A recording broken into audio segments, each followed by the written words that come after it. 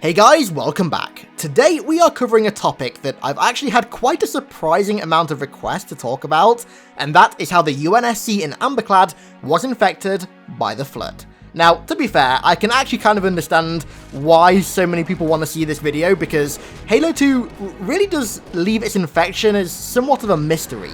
The last that we see of the In Amber Clad before it was infected is above the library on Delta Halo, just after it drops off Miranda, Johnson and their squad of Marines to go and retrieve the Index. And then it shows up only one mission later inside High Charity, and it's somehow completely infected by the Flood. So today, we are going to try and get to the bottom of this floody mystery. But before we do, real quick, I've got an announcement. Your boy is now officially on Instagram. The iconic parasite is spreading at an uncontrollable rate. So go and follow me over there. The username is literally just Hidden Xperia, really easy to find, nice and simple. Alrighty, let's kick off this good old-fashioned investigation with what we know for sure. So, firstly, Miranda and Johnson obviously came to ground in a Pelican before riding the gondola into the library, and the area that led up to the gondola station where they likely landed was completely overwhelmed by the Flood. When they then got to the library, most of their squad were then killed and then likely infected by the Flood, which only added to the ever-growing number of combat forms that were swarming the structure and trying to stop the humans and also the Covenant from retrieving the Index. While all of this was going on in the background, the Gravemind was continuing to take control of the ring, and the Flood was spreading elsewhere as well. On his way to the Sacred Icon, the Arbiter deactivated the containment shield in the Sentinel wall that surrounded the library. Now, this was a very, very bad move, because this shield was keeping all of the Flood trapped in the quarantine zone, but now, with it disabled, the Flood were able to pour out of the zone through the Sentinel wall and begin spreading across the rest of the ring.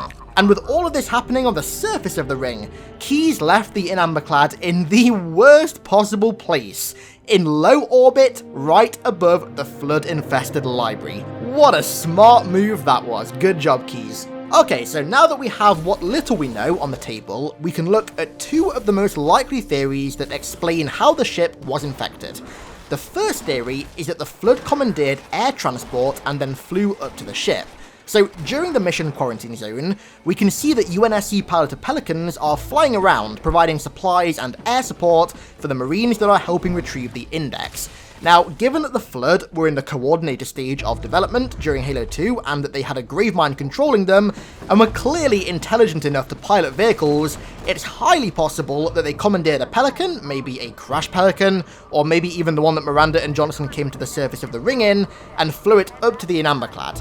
Now, given the number of human combat forms that we saw in the quarantine zone, in particular when there's a crash Pelican nearby, the Flood definitely had sufficient knowledge from their hosts to know how to fly a Pelican. And when they'd flown the Pelican up to the frigate, the humans on board wouldn't have been able to tell that it was a Flood control Pelican that was coming into dock until it was too late. They'd be entirely caught off guard with most of their armed forces down on the ring, and the Flood would be able to infect the ship with ease. The second theory that I have primarily focuses on good old-fashioned Flood spores. Now, it took the Gravemind less than a day to fully infect High Charity and for spores to begin spreading in its air, and given that it existed below Delta Halo's library for literally tens of thousands of years, and the fact that the outbreak was large enough to even create a Gravemind in the first place, I find it really hard to believe that, at the very least, the air in and around the library, quarantine zone, and Sentinel wall wasn't compromised by Flood spores. Now, I don't know if that thick green fog that you sometimes see in Flood areas is technically meant to indicate spores, but parts of the Sentinel wall are filled with it, so if it does mean that, then I guess that is proof that the area is spore compromised. However, I concur. Given that the In Amber Clad is in low orbit above the library in the ring's atmosphere, if the air was compromised by Flood spores, then they could easily have reached the frigate, and then infected its air filtration systems and begun infecting the crew members.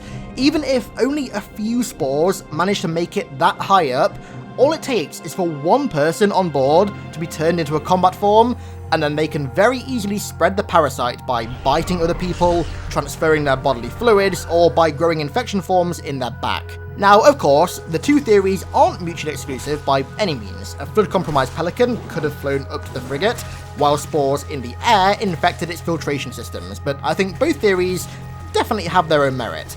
At the end of the day, it doesn't take any mental gymnastics really to understand how easy it was for the In Amber Clad to be infected. Now, given that it was left in low orbit above the most dangerous location on the entire ring, presumably also without much defense, they practically left its front door wide open and just invited the flood in to be infected. Halo Ring Etiquette 101. Never, ever, ever leave your ship unguarded above the library. It just doesn't tend to end well.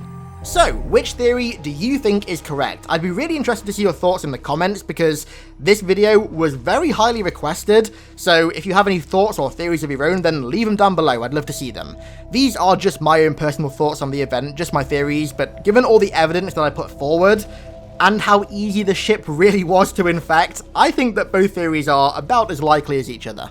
Alrighty, I think it's time to seal this investigation up. If there's any other weird gap in Halo lore or any other plot hole in one of the games that you want to see me make a video about, then please let me know in the comments because I really enjoyed making this video. Honestly, it was quite fun. So if there's anything else similar to this that you want to see a video about, leave it in the comments and I will very, very likely consider it.